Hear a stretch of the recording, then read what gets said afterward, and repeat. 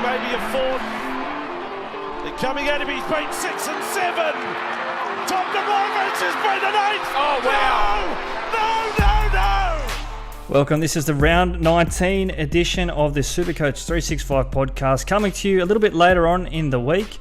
Tommy and I have been very, very busy this week, but never too busy to sit here and talk a bit of SuperCoach heading into the new week. Tommy, how are you, buddy?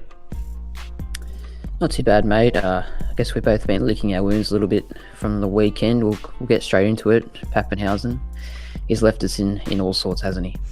He has, and probably no small part of the reason why we are a little bit of a day late. Obviously, we've been working and such, but a little bit deflated heading into the new week. And yeah, that injury Sunday afternoon, geez, it was tough to watch, wasn't it? You saw him go down, you're praying, your fingers, your toes, everything's crossed, hoping he gets back up. But no, things are bigger than SuperCoach, so hopefully Papenhuyzen better soon. But for us who had the captaincy on him, geez, it was tough.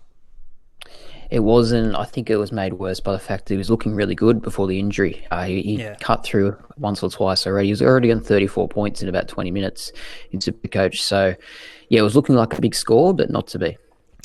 Now, we'll dive straight into this, probably a shorter episode tonight, obviously trying to tidy things up before the new week, but it wasn't the best scoring week for us both, and your rank and my rank dropped significantly, but you're still hanging around the top 1,000. Yeah, still in the top, I think 420 or something like that. Perhaps not having him captain, was a big problem. And also Joey Manu going huge for other people who were smart enough to put the captain on him. That was good work to them, but unfortunately I didn't have him. Yeah, well done to those who found him, either vice captain or captain. Bigger balls than you and I think, Tommy. Big news day though. You obviously heard in the opener there, Tom Trbojevic. No. That was when he was at his best last season, and Manly still hopeful of getting their number one man back should they make a deep run into the finals.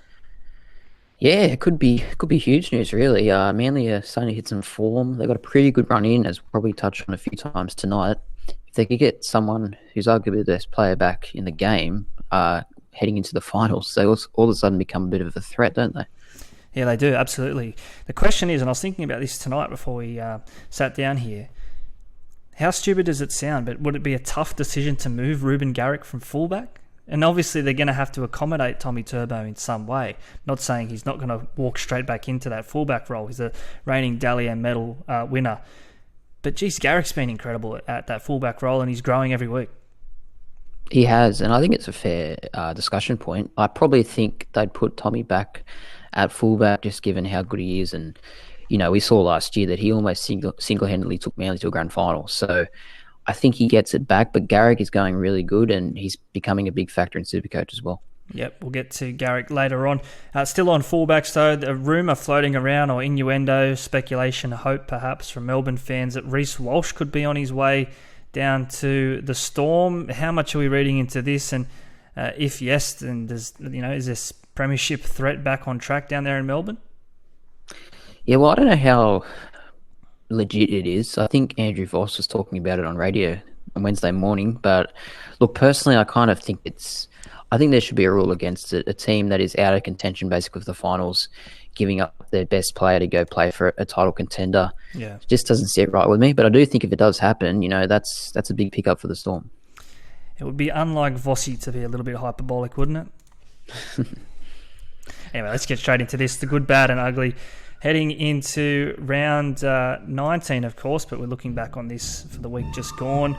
Waste no time, I'll kick us off here with the goods. For me, in a week of not much good, the score was okay, a 12.34, still top 6% overall. Not where we want to be, though. The good, though, the keepers are firing.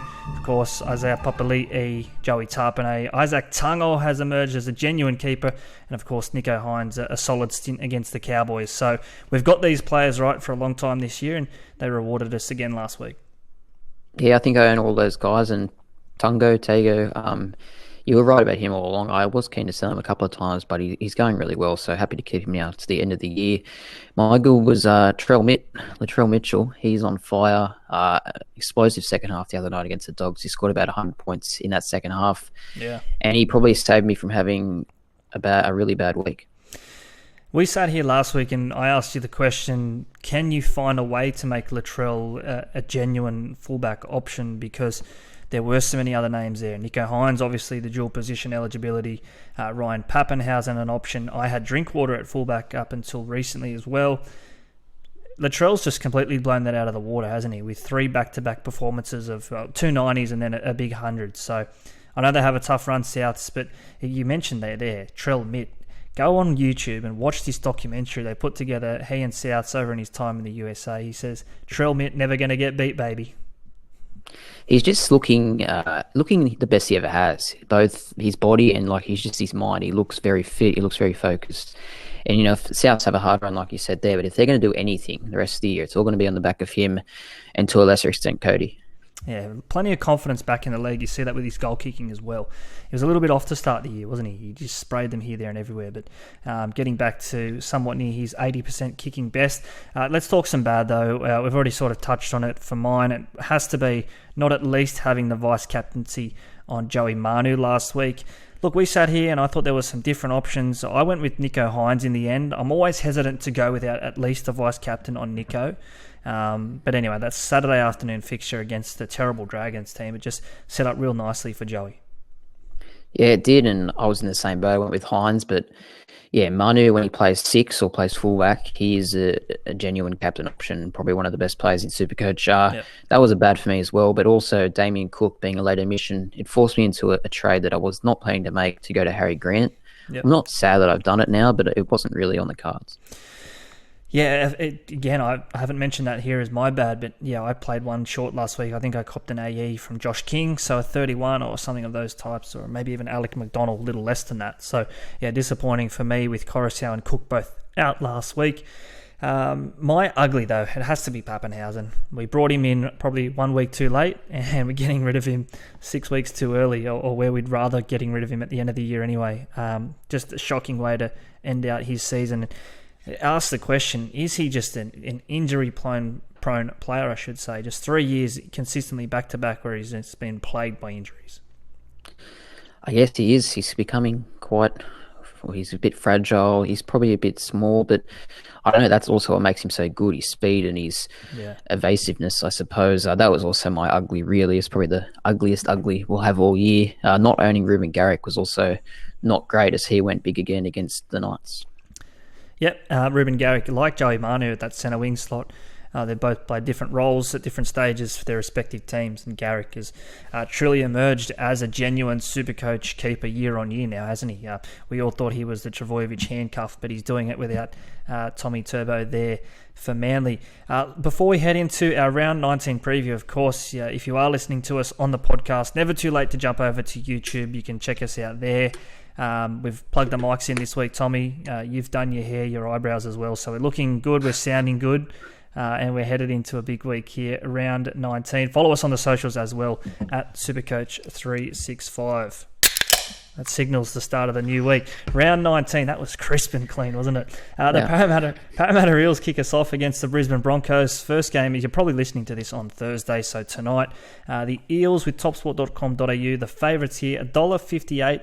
They're giving away a 4-point start. The Broncos, I like them at the price, $2.40 for mine. I think they're going to give this a real shake. So do I, and I think this is probably the best Thursday night game I can remember for a while. Really excited for this one. The Eels, they have to again prove that they can, I guess, match it with the good teams. They've put in some really good performances, put in some shockers as well. At home against the Broncos, it's a really good stage to show what they've got. And if they want to make the top 4, they pretty much have to win this game. I think at the start of the season, you and I both, we loved Parramatta's defence, and that's probably been the biggest concern. Look at the way they finished that game against the Warriors last week. If you're on the 13+, which I know you and I may have been, you're just hanging your head at the end of it, and that's probably testament to how they've played it and why they haven't been consistently big players mentioned as top 4 and real premiership threats. Yeah, I think so. They've got a lot of points in them this year with Dylan Brown firing. You've got decent outside backs with Micah Sever now back as well. But then, the defence has not been up to scratch. And you look at this Brisbane team, young talent in New and Mam and Oates, and Stags, they could really trouble Parramatta tonight. Yeah, of course. You mentioned Mam there. I've got a question here. Is he a sell?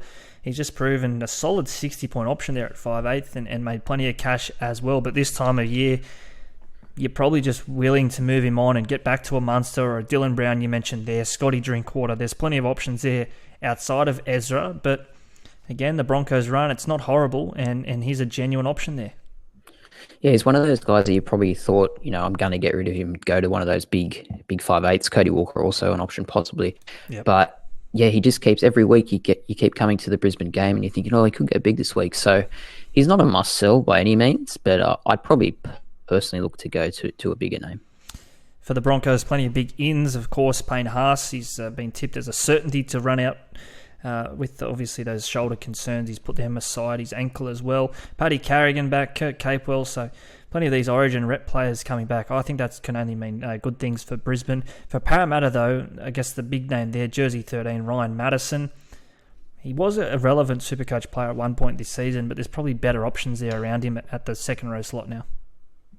Yeah, I think so. There's probably a question about his minutes as well. I don't know if he'll come back and play 80 straight away at lock. Mm-hmm. Everyone was targeting for the bye round 17, but he was out with the injury. So a lot of burnt owners there. Hopefully for those guys, if you held on to him, he can go big. What are we thinking here in terms of a bet? I think the market fairly spot on. I'm happy to be with the Eels. They're $1.58. The Broncos $2.40 with TopSport. I'm happy to be with the Eels, but I guess you can never trust them that much. Give me the Broncos, just so we can have a foot in both camps there. Again, I think there's going to come a time where Parramatta, these defensive lapses are going to cost them a game. And I mean, really, that ending to that game against the Warriors was just horrible for mine. Broncos, they won't clock off, and they're considerably a much better defensive team this year as well. So it may only take 3 tries to beat the Eels here. Adam Reynolds always in the game as well. He will be a figure there. We'll move on though. St. George, Illawarra Dragons and Manly. Of course, this game, the first game on Friday night, 6 p.m. kickoff at Cogra. Dragons outsiders here, getting about $1.60 it looks like here for Manly head-to-head. That's a pretty good price for mine. I think Manly, they've obviously found their way into the top 8. We've mentioned Garrick. Saab was back to near his turbo-influenced best last week with a couple of tries, and Hamole Olakawatu, always a threat down that right side. Absolutely. Manly really hitting some form, and I think probably a lot of their players, we probably wrote them off when Turbo got injured and went down, but now they're starting to hit some form. DCE, Garrick, maybe even a cheapie like Jason Saab, and with a nice run in, I think you're going to see them pretty popular trade-ins. It's funny, isn't it? Because we mentioned those other names ahead of Cherry Evans, and suddenly now with Paps gone and people will shift Nico down to fullback, Cherry Evans is going to be a popular get at halfback for mine. Probably about $600,000, so gets in under Jerome Hughes and considerably less than a Hines or a Cleary at the price there at halfback. So we keep mentioning Manly's good run. He's going to have his fingerprints over everything they do good. Cherry Evans, that is. Absolutely, and I guess with Papenhuyzen going down as well, everyone's looking for a fullback. I think Ruben Garrick, you couldn't go wrong with him at the moment. We're all talking about, Teddy and Latrell, and for good reason, they're great players. But Garrick, with his run and his involvement in all their attacking play, I think he states a great case for himself. Just want to make a point here. Obviously, that news, we've mentioned it at the top there about Tommy Turbo, potentially back finals week 2, maybe week 3, as they push towards an unlikely premiership at this stage. But if Manly can somehow sneak into 6th or 7th, they might get a matchup against Souths or even the Roosters. They win that one. They've got a tough game then against one of the other teams from the top 4 that would have lost. So again, maybe call it Cronulla or Melbourne going off the standings at this point. I think Manly will just be happy to make the 8, and if they can know that Turbo's back in 2 weeks, they just need to get one win. Suddenly it's game on. They could be a genuine top 4 team. Yeah, and they're a team that you wouldn't want to verse in the finals, especially if Turbo came back. Their attacking threat is quite prominent. You don't really know what you're going to get from them. So I think if you're a team in the top 4, you probably don't want to meet them week 2 for sure. I think they would have learned plenty from that loss to Souths in that prelim last year as well. Just on the Dragons though here, looking back at SuperCoach, geez, they were horrible against the Roosters. And I went through their numbers today trying to find a positive in the Dragons team. They're very few and far between. Zach Lomax is the only Dragon player to average 60 points per game or more. So it doesn't make for good reading. They're just not a good SuperCoach team. Probably translates to how good Benny Hunt has been as well. But just, again, those scores they don't permit in SuperCoach, no matter how good you are leading the team around. Yeah, I think they're starting to fall off the cliff again, the Dragons. I think last year they ended the season with 8 straight losses. It wouldn't surprise me if they did similar this year. They look like they're kind of giving up in games. They've conceded 86 points the past 2 weeks. That's ridiculous. And they're conceding 25 a game all year. So, if you have players that are coming up against the Dragons, you're probably happy if you're a SuperCoach owner. And I think this screams a great game for the guys we just mentioned in DCE and Garrick, possibly vice captain options. Yeah, if you are playing the exotics with topsport.com.au, obviously do it responsibly. Just going to bring it up here. Obviously, we've mentioned the head-to-head markets and such. One that always gets my fancy here, Tommy, is the first to X markets. So, first to score 20 points or 30 points. I don't think you could go wrong. First to 20 points for Manly, $1.85. I think they score 3 or 4 tries. I don't think the Dragons score that many. $1.85. They're away from home. That's the only query. But $1.85 to get first to 20 points. I think that's probably my bet in this game. Yeah, I'll get some real value here. Manly to win by 30 or more. I know it's probably a bit out there, but $13. The Dragons have been conceding points in bunches. Manly have been scoring them in bunches. It could happen. Speaking about conceding and scoring in bunches, what about these two teams, the Knights and the Roosters? The Roosters put on 56, I think it was, last week against the Dragons, the team we just mentioned there. The Knights have been conceding points as well. So if the teams come into this with their form lines that they've shown the past fortnight, Roosters probably deserved favourites here, $1.27. Newcastle at $3.80 outsiders, despite being at home this one. Yeah, a few injuries for the Roosters again. They seem to have injuries every year. Billy Smith, once again, I don't think he's been the player people expected him to be. I had him as coming in as one of the most exciting sort of cheapies this year for SuperCoach, but he definitely hasn't delivered, and now he's gone again, unfortunately for him. Matty Lodge will start for the first time, possibly a good one for draft comps there. Matt Lodge, he scores pretty well on SuperCoach. As for the Knights, not a lot doing really. Their fullback always looks good on paper, but they just don't seem to deliver on the day. Yeah, and I think Frizzell's injured as well, so that doesn't help their cause.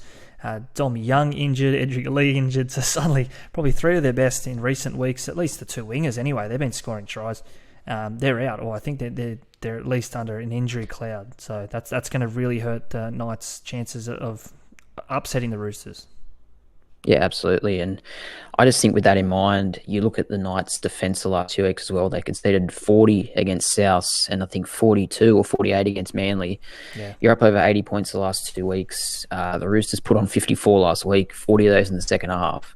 If they pick up where they left off on Saturday, this Friday night, it could be another huge scoreline. And Knights have not shown any sort of resilience at home this year. I think they've conceded 40 or 50 3 or 4 times at home. Yeah. Ominous signs indeed. I guess the positive maybe for them is that Luke Keary is back, so that may nullify to a degree Joey Manu. Or will it? Because I put here, and you said this to me yesterday, we're sort of going back and forth, you and I, as we do. Is it that big of an impact on Manu's SuperCoach output? He still averages 70 points per game when playing either on the wing or in the centres. So take out his fullback and 5/8 games there. He's had 3 games of 100 plus, 2 games 90 plus, 1 game 80 plus, 1 game 70 plus. So still he's capable of that high ceiling score despite wearing the number 3.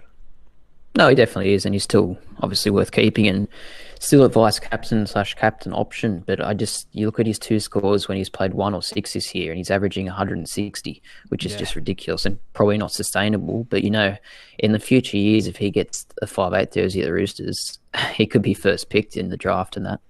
Would you believe it's round 19 and we've barely mentioned James Tedesco this year? He's had his moments, Teddy. He's not anywhere near his 2019-2020 self. But suddenly, again, we come back to that Papenhuyzen injury. There's a door open there for Tedesco if he wants to walk through it into many SuperCoach teams. Is this the week where we sort of go to Teddy and we set and forget and we're happy to run with Teddy at the back? Well, he's just a safe option, really.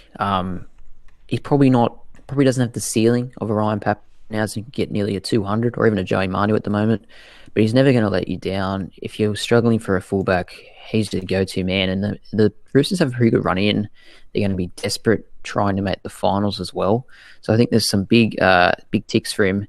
And I think he's playing as good as he ever has, really. He may not be scoring on SuperCoach as well, but he's playing really well and he's key to the Roosters' chance. You just know it's going to open up eventually. I think he scored 100 plus last week in the end. At one point, he was like late in the game on about 68. Scored that late try, a couple of tackle busts very quickly. That goes 3 figures. Roosters for mine. I'm not really sold on any real value bets, but again, you sort of mentioned there, Roosters putting on the points. The line's 11.5, so I'd probably just sway that way if I'd had to have a play. Yeah, I don't think that's going to be enough. I think Roosters 13+. Moving on, Saturday afternoon footy, the first game here, 3 p.m. kickoff. The Raiders back at home, $1.31 here against the Warriors outsiders, $3.50. Great win by the Raiders the other day. They hold no fears against the Melbourne Storm, and despite that, I guess the start by Melbourne and Papenhuyzen, Munster looked on song. They managed to weather that and came out on top.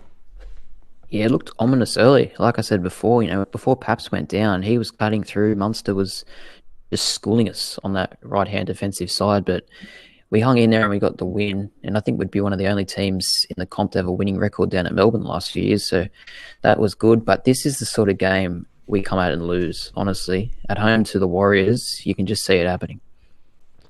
Sorry, I'm just sipping my Tui's new. Rapana out suspended, that's a negative. Schiller is out injured, that could be a positive in terms of the auto emergency situations, but you got here Joey Tarpanay. He's really the only SuperCoach player. We put that there. He has just been incredible. I thought there'd come a point where he sort of dipped, but still he's just pumping out these scores, 80+, 90+ some weeks. Yeah, I don't think he's going to dip. I really don't. Honestly, just so consistent. Probably just looking at his scoring now, the last 6 or 7 weeks, he hasn't gone below 70. So that's pretty elite for a forward now. And you pick and stick him now. If you have him, you're not getting rid of him. I think he's got that. The last few years, he's probably played second row a little bit and had his minutes cannibalised a little bit by the other forwards. But he's playing prop now, decent minutes every week. And the Raiders have a really good run in. We're probably a smoky for the semis, but he's going to be a good scorer for the rest of the year. Yeah, he'll be integral in that as well. If they are to go on a little bit of a run, which you're playing good footy as well, so always a good thing for the Raiders. For the Warriors, though, the question mark here, we saw the team list come out on Tuesday and Reece Walsh on the bench. Is this just a case of, he's not going to be here next year, not investing any more time and effort into him? Although sort of contradictory there with CHT at the back. He's going to take a year off as well. Yeah, that's what I didn't understand either. If you're not going to play Walsh there, why would you play someone else who's not going to be there next year? So doesn't make much sense to me. Maybe he is going to Melbourne. Maybe the club's off him. I don't know. But who would know with the Warriors, honestly? Any real strong opinions here? TopSport.com.au. I think the line there, 10.5. So, 3 p.m. Saturday. It's 3 p.m. Saturday, Canberra. We're expecting a dry track. Typically you'd think dry afternoon Canberra, they'd put on a show. Yeah, look, I don't know. I can't remember the last time we played a game which wasn't decided on the last play at the match. So with that in mind, it'd probably be with the Warriors at the line.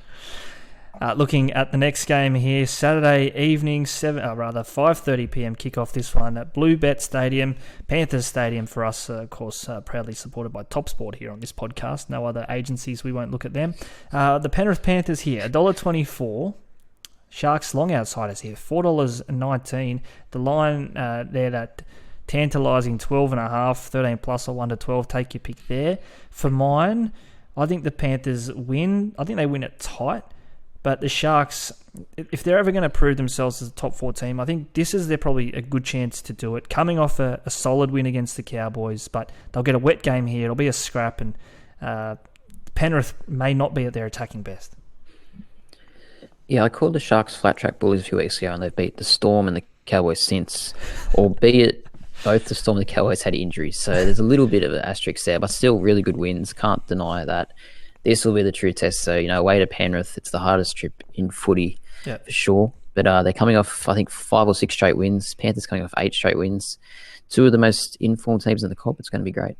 Could we see a draw? Both teams keeping their unbeaten runs intact. You can't bet the draw currently, topsport.com.au. But looking at this, you said there, it's a different beast going to Penrith, of course, when that crowd's full, and it's a really intimidating atmosphere. It's something the Sharks are probably going to have to learn to deal with if they are going to make a deep finals run, because they are going to obviously play some games. You wouldn't think they'd finish top 2, so they might have to travel either interstate to Melbourne or to North Queensland. or definitely even against the Panthers at a packed out Allianz Stadium, you'd think. Yeah, exactly. I think Fitzgibbon will see this as, practice for the finals, because if you look at their run in, there's a lot of weak games they have against pretty low opposition. So it's not going to have them, I guess, the intensity levels they need to be for the finals. So a game like this is going to be pretty important. But I guess it is a tricky one for super coaches, because we see probably the two most popular captain options of the year, Hines and Cleary, going up against each other. So where are we looking in terms of that battle? Definitely favour Cleary at home, I think. Particularly if you have the option of one or the other, if one's your fullback, one's your halfback, and you want to vice one of these guys, I'd be going with Cleary over Hines for mine. Good to say, though, that all Penrith, the Origin stars who had a rest disrespectfully last week, according to Brett Camorley, they're all back, so paying their respects here to the Sharks. Just thinking about this game, though, where are we looking at? It's probably a good thing for super coaches that Penrith have had their rest now. They won't take it, you wouldn't think, the week before the run into the NRL finals. So maybe a good thing, thinking of Cleary and potentially Isaiah Yeo if you're still holding Brento as well. These guys, they've had their rest now. Yeah, and I'm pretty sure the Panthers' last few games of the regular season against fellow top 8 sides, so they might want to keep them on the field for those games. And like you said there, they've all had a rest. I think Cleary went to Bali or something. They've had a pretty good break, so maybe they'll be firing to go for the rest of the year. $4.10 outsiders, the Sharks. Probably, I think Penrith will win, but that's a big price corral. Gamble responsibly. Next game here, Saturday night. What looks like a great fixture on paper, at least. The Rabbitohs and the Storm. Rabbitohs, I'm surprised that this is not equal. $1.90, take your pick. $2 outsiders. The Storm $1.80, but the Storm has shown absolutely nothing the past 3 weeks, and Rabbitohs the opposite. They're probably playing their best footy that we've seen from them since finals footy last year. Yeah, for sure. They're playing very entertaining footy. Latrell's just kicked them into gear. Cody looks a different player, and Cameron Murray is also back this week. So some big positives for them. You do have Jed Cartwright starting in the centres, which could be an issue, but overall they're firing. Melbourne, on the other hand, 3 straight losses for the first time in a long time. Are they gone this year, or is it just a blip? Man, I don't know, and it's worrying because for mine, when have we seen Melbourne lose 3 in a row? I think it was 2015. I couldn't tell you the last time they lost 4 in a row. It was probably 2010 when they were out of contention with salary cap and they had nothing to play for. You say to here, a huge game for both teams. I think it's a big game for Melbourne, really. They've got to get back on track. I keep hearing they're a chance of missing the top 4. I don't think they've missed the top 4 in something like, it may have even been 2015, potentially 2014. It's a massive game, I think, in terms of the way that this sets up for both teams, finals prospects as well. You say here, though, Souths, they're going to have to prove a point defensively because that's where they've been concerns over Souths the past couple of weeks. Yeah, they conceded 28 against Newcastle and then another 28 against the Dogs. And, the Dogs and the Knights are probably 2 of the worst attacking teams this year. So if they can score 28 against South, what can the Storm do? Players like Munster, Hughes, Grant, with that in mind, could go big on SuperCoach. But then on the flip side, I think South's left side, Latrell, Cody chiming in, Alex Johnson, even Tass, it's probably the best side in the competition in terms of scoring points in SuperCoach. They'll be running at Marion Seve and Dean Eremaya, who are not great defenders, let's be honest. Worrying. That is alarm bells, I think. And if you own any of those South players, it's pretty exciting. Yeah, you've got here as well. Could be a massive game for Latrell. He'll be looking to play his 4th consecutive game with 90-plus SuperCoach points. Cameron Munster, I think he's just always in the game for Melbourne. Never a dull moment for Munster. He's always got his hands around the footy. Harry Grant as well there. You mentioned pod captains going around, some of those other popular names perhaps playing later in the week. I keep reading, we'll get to the Cowboys later, but plenty of interest in the Cowboys this week. If you want to go off early with some of those big names there, you're probably not going to be disappointed here. No, and I think probably the only, caveat or thing to think about in this game is the weather forecast. Like a lot of games this week, it's meant to be pretty wet in Sydney, so maybe that could put a bit of a slow on the points, but maybe not. And Sunday afternoon footy, let's move on to this one. You speak of wet games. Let's hopefully the weather's cleared up a little bit by Sunday afternoon, or else we could be in for a 6-4 here. The Bulldogs and the Titans, although it's probably disrespectful to the Bulldogs. They're playing some good footy. And you say there, they put on 28 points against South. So The Titans, they need to get the house in order. They went close against the Broncos, but close isn't good enough, is it? No, I didn't see a lot of that game, but I thought Brisbane would wipe the floor with them, to be honest. So I think good effort by the Titans to keep it close. Bulldogs were pretty good against South, but just found out by the class of Latrell, really. Honestly, not a lot of SuperCoach relevance is there really here. Maybe David Fafita is the main talking point. I think a few people might have brought him in last week. I know I did, and I was happy. He got 75, and from all reports, he didn't really do a lot. So happy with that, and just going to ride him out to the end of the year now, I think. Always attracts plenty of defenders. I think I could count, at least 10 times where there was 3 or 4 or 5 Broncos up against him to bring him down. You say they're effortless 75. Yeah, that's the worrying thing, or it's almost as worrying as it is exciting, isn't it, with Fafita? You just want him to have a go. And I've people have asked me, Fafita or Angus on the way home, or one of these other second row options, and I never say Fafita because I've just been burned last year holding him, and just never came good. Just sat out there in the centres or on the wing even at times, just not getting involved. I think it's just that ceiling that sucks people in, including myself. We know what he is capable of when he can score a try or two. And was it last year he scored something like 17 tries? I don't know, but he's very lethal. But the Titans, it just hasn't clicked for them this year. But he is, back, hopefully fit, hopefully playing 80 minutes, and a game against the Bulldogs is probably a good time for him to show what he can do. Bulldogs favourites here, $1.58 up against the Titans, $2.40 outsiders there. I'll be with the Bulldogs here. Again, no real great deal of confidence there, but just happy to be with the side with Matt Burton in it. And Josh Adokar, I think he was named this week, although there was some concerns over his fitness with a quad strain, but he looks like he's going to play. Yeah, I heard he was going to be out for the year with a glute strain, I think it was. Sorry. He's been named, so not sure. I'll be with the Dogs as well, but you probably have to flip a coin. Last game of the round, the Cowboys, we mentioned it there. Very, very, very, very, very, very, very firm favourites here. TopSport.com.au. $1.08 or $1.06 even. That is Winx-like odds up against the Wests Tigers, who, if they were racing Winx, they wouldn't be, because Winx is a Group 1. They're probably in a maiden or in a benchmark 58 out of the back of Wagga or something. $8 here, the Tigers. The line 19.5. I still don't think that's enough. It's Townsville weather. I've checked it out. Dry, sunny, 24 degrees. This sets up so well for those high ceiling Cowboys. Yeah, and after watching 7 other games be rain affected, watching the Cowboys in the 24 degree heated Townsville might be very good for Supercoaches, and people like Val and Drinkwater. They could be sneaky captain options on Sunday because the Tigers really don't offer any resistance at all. I sat here last week, 2 weeks ago even, and I told you Valentine Holmes is my pod for the way home. 6.7% owned at that point. And then obviously he didn't play the backup game after Origin. I went a week early and traded him in anyway. I was that keen on him. Now suddenly Paps is out. Everyone's going to have Val. Everyone's going to have Latrell. It's not as good as a pod option there at fullback, but I still think you have to be with him. The ceiling, playing left centre, I think it's giving him a new lease on rugby league life there at the Cowboys. Yeah, absolutely. I think, like a lot of people, I thought he was going to be the fullback when he came back from the NFL, but he's found a home in the centres, played great in Origin in the centres as well. His goal kicking is awesome, and I think we've said a few times, the next 3 weeks for the Cowboys, Tigers, Dragons, Bulldogs, it's probably the best run, and then the Warriors 2 weeks later after that.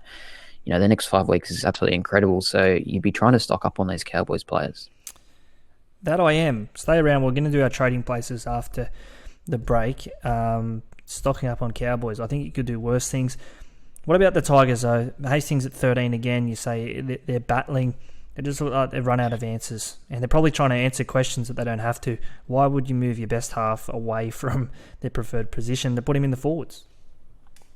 Yeah, I don't know. And how is a team resting 7 players and still beating you disrespectful? They're an interesting club, the Tigers. Benji Marshall to take over in the next few years. I think it'll be better for the club. Might allow some players to want to go to the club, be coached by Benji. I think their only other shining light is Adam Dewey. They were terrible against Penrith the other day, but he was really good, and he looks like he's bounced straight back to his form from last year. So, fresh start next year. I think he'll be in for a big season. Yeah, he's definitely their best player. Put him in the 6, let him run, and good things will happen. Nothing else there for mine. We're going to talk the Cowboys on the other side of this break in our captain's chat. We'll also do our team updates, plenty of listener questions as well. Stick around, a short break. Thanks to topsport.com.au.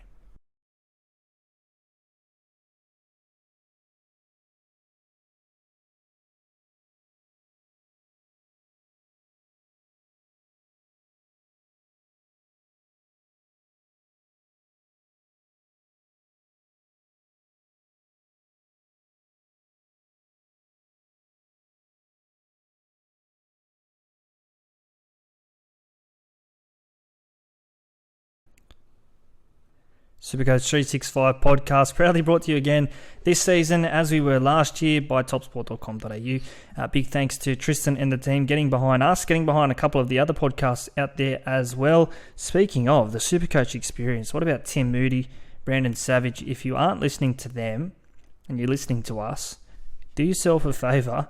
After you finish here, head on over there, give them a follow. I think Tim's up into 35th overall.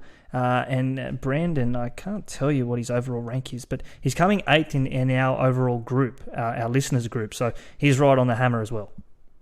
I think Brandon's 70th or around there anyway, definitely top 100. So yeah, I'd just turn us off right now and go listen to them because I'm joking, but they're really going well this year. And like I said last week, if Tim could win again, that would be an amazing story, really. He would have been Leicester-like odds, 5,000 to 1 to do it again. Probably more, to be honest, because 140-odd thousand players playing this game every year, or this year at least, and to back it up 2 years in a row would be an incredible feat, one that would never be matched again. So definitely, check those guys out, and while you're at it, check out all the best odds in sport and racing on topsport.com.au. If you are having a best bet, do so responsibly. Let's talk captains for this week. Tommy, we've already spoken through a couple of the options, but I want to kick us off. Early in the week, Manly, they look a good game against the Dragons, and no secrets here where we're going. Yeah, I think Ruben Garrick is a logical pick. He's flying on all cylinders. Hopefully he goes back kicking goals this week, although DC kicked very well last week. So not sure what happens there, but either out the goal kicking, Garrick's so important to their attack. And the Dragons are just conceding points at will, so he could be a good vice-captain early in the week. Roosters, they make the trip to Newcastle. Again, we've pulled out 2 names here, no surprises. Joey Manu and James Tedesco head this list, and again, looking at when the fixture is played, it is pretty early in the week though. Friday night away from home, you'd be maybe hesitant to throw a straight captain on one of those two. Yeah, perhaps. If Manu was playing 1 or 6, I might, but from the centres, I'm not too sure with Keary coming back what's going to happen there. Saturday, the Panthers Sharks, Hines and Cleary, probably the 2 biggest names in SuperCoach this year. Yeah. Are we going to go with either of them this week? I think I'm going to vice Cleary.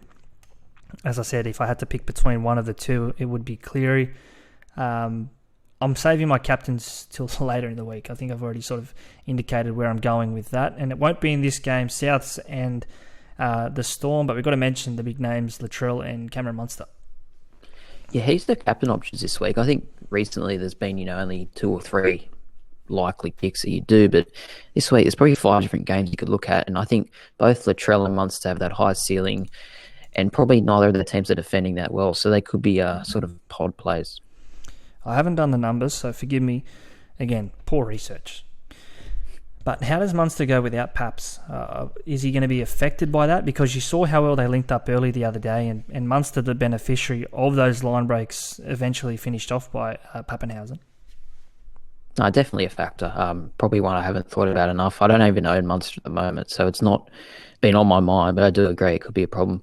Sunday afternoon, I'll let you talk about this one. Val, possibly to bring it home. Sunny afternoon in Townsville against the Tigers. Yeah, I just think you go with the best game of the week and arguably the highest ceiling. It has to be Valentine Holmes. The goal kicking is crucial. He's an 85-90% goal kicker. They could score 6, 7, 8 tries. It looks a good game for Valentine Holmes. I brought him in last week knowing that I would be captaining him this week. So Valentine Holmes will be my captain this week. And obviously if you're going around him, Scotty Drinkwater, probably not a bad shout as well. Yeah, heaps of options. I'm probably going to go with maybe Cleary just to be safe. He's probably likely to go well. Although I am looking at, those Friday night games, Garrick and Manu and Teddy, and I think definitely a vice captain at least there. I will say this though, if you have a couple of trades left, be it 5, 6, 7, whatever you have, even less than that, 4, 3 or 4, go ahead and look at who you're going to captain in the weeks. Work backwards from 25, or if your SuperCoach head-to-head grand final is in 24, work backwards. It'll help you plan out your trades for the rest of the year. It's what I did, and that is how I landed on Valentine Holmes, getting him in. He just got such a good run, and at least here, looking at my little post-it notes, my scribble here, Valentine Holmes, he's going to be my captain twice in the next month. So, shows you sort of why I was so keen to bring him in early. Yeah, I understand it. Like, Cowboys have a great run, and I think if you look at the draw, a lot of the big teams with the big SuperCoach players are playing each other in the last few rounds, and that generally means lower scores. So you could be onto something there. All right, we're a little bit pressed for time, so no graphics this week in terms of our trading places, Tommy. But have you made any trades this week? Because I know you lied on. I think you had, was it 6 left? Well, it was 6, and then I had to do Green for Cook, so it was 5, right. And now it's 3. I've done another 2, so I'm just bleeding trades here. I really can't make any more after this for a few weeks. Paps obviously had to go, forced change that everyone will have to make. I've gone to Ruben Garrick initially. I think, as I've said all night, Manly, good run. Garrick's in stellar form, and I just really want to be a part of him. I think everyone else has him at this point, and I don't, so I'm sick of watching Manly play and not having him. But then I also wanted to get Ted in, because I do think he's going to be an important part of the Roosters' charge to the finals. So I've got rid of Taylor May, maybe a left field player to get rid of, but I just think Penrith's run isn't. Penrith can't have a hard run because they're such a good team, but I think his 5-round average is only about 50. He's probably not scoring as well as he was. So I'm happy to go from him to Teddy and move Garrick into the CTW. 3 trades left, $45,000 left. I really need no more injuries, pretty much. It's funny. It's like when you say, oh, yeah, I'll go to the gym on Monday. Oh, yeah, I'm going to save trades next week. Next week never comes. I'm looking at mine here, though. You asked me this time last week. I think I had 3 boosts left at the time. I did a boost, and you said, am I going to end up spending my other 2 boosts? You said, I don't have to. I said, it's like going to the canteen and not spending all of mum's money, coming home with change. You just would be silly, I think. So I'm boosting again. So in the space of 2 weeks, I've gone from 10 trades down to 4. So another 3 for me this week. Trading out Ezra Mam, Sione Katoa, obviously his season's done, alongside Ryan Papenhuyzen. That gave me about 2.2 mil to play with the money I had in reserve. Ruben Garrick in, Latrell Mitchell in. Now my pod here, Murray Tuolungi from the Cowboys. Loading up on Cowboys. I've obviously got Jason Tamalolo, Scotty Drinkwater, Valentine Holmes already. Bringing in Murray Tuolungi as well, just 3% owned. If I'm going to make some ground, it has to be the abnormal way home. Tuolungi, I think he can finish the year strong.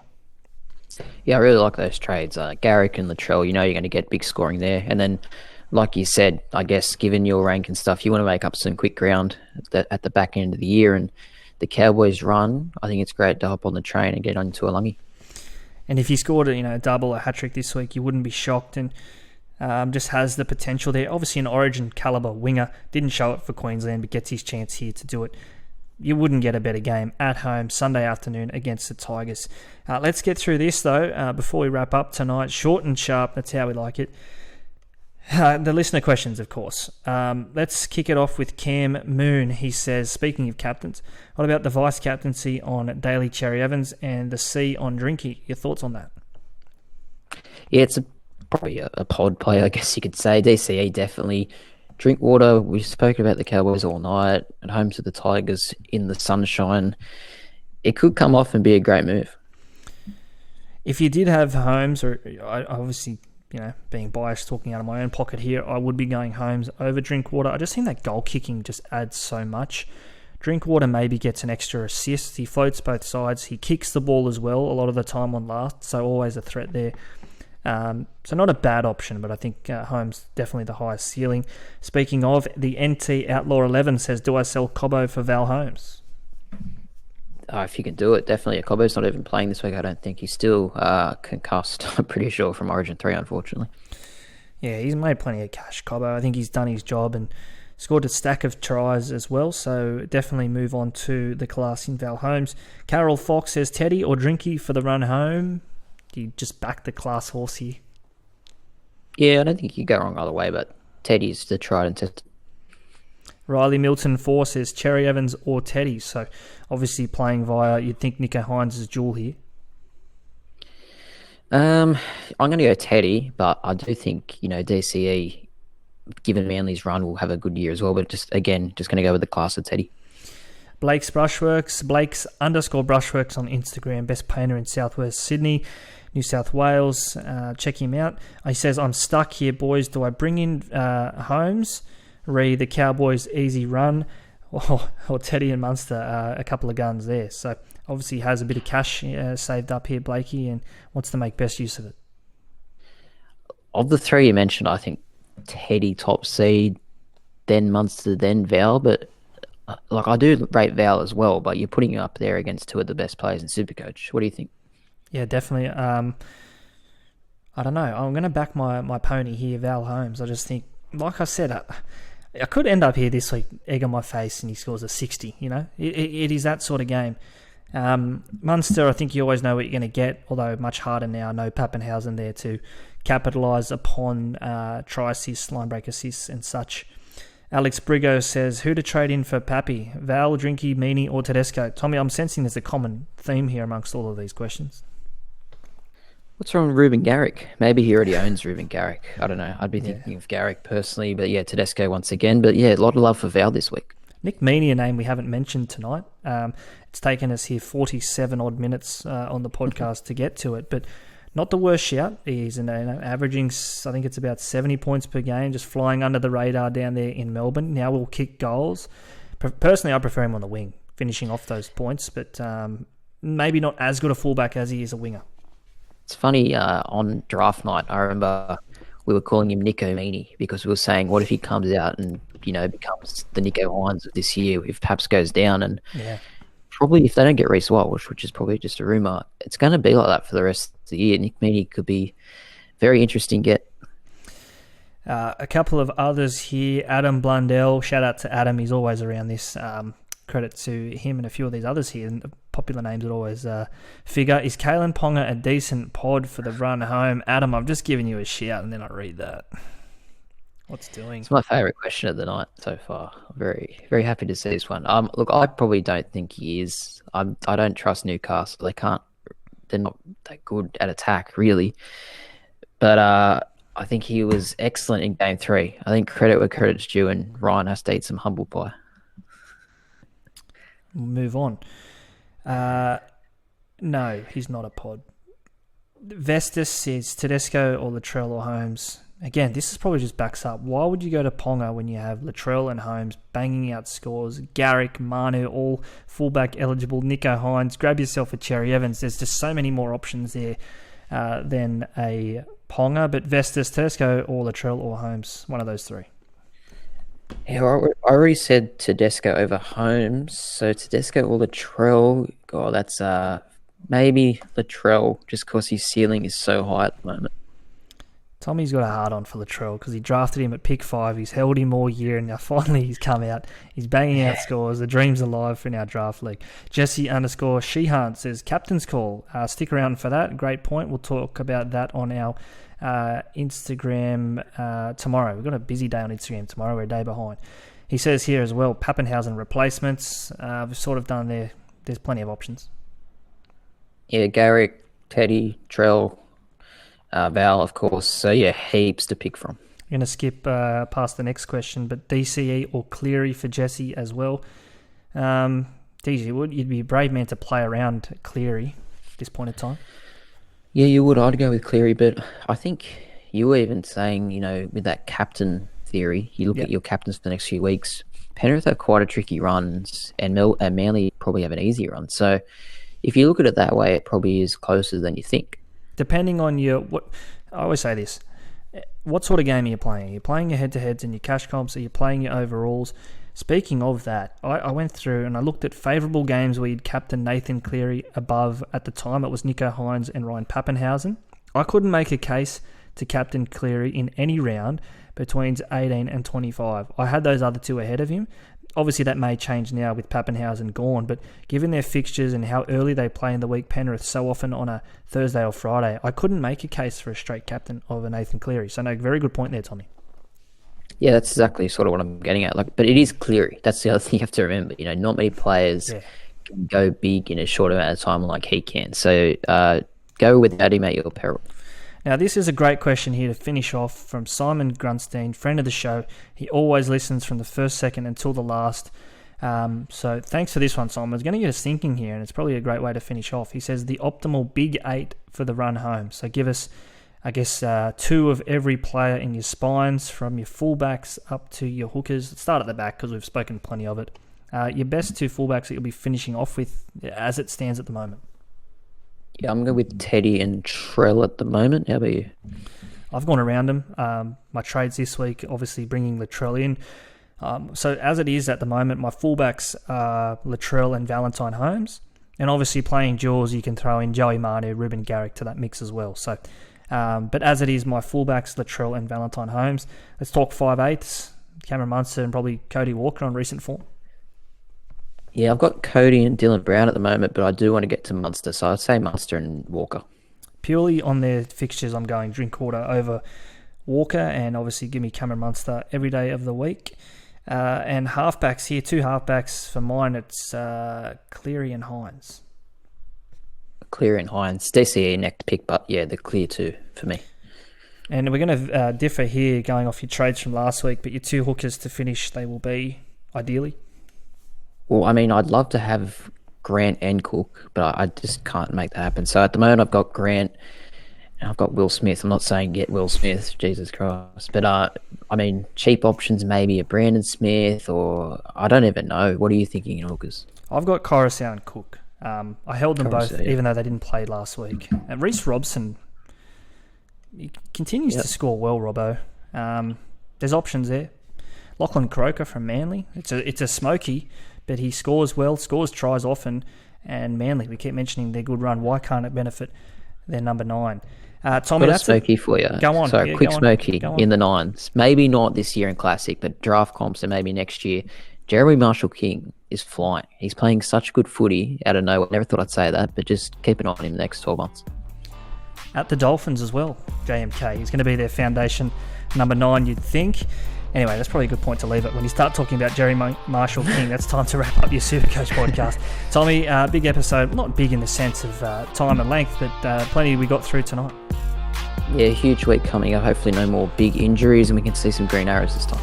Every week is a big week in SuperCoach, especially when, well, except last week when your captain was Ryan Papenhuyzen. This is the SuperCoach365 podcast, round 19. Plenty to look forward to. Follow the Instagram at SuperCoach365.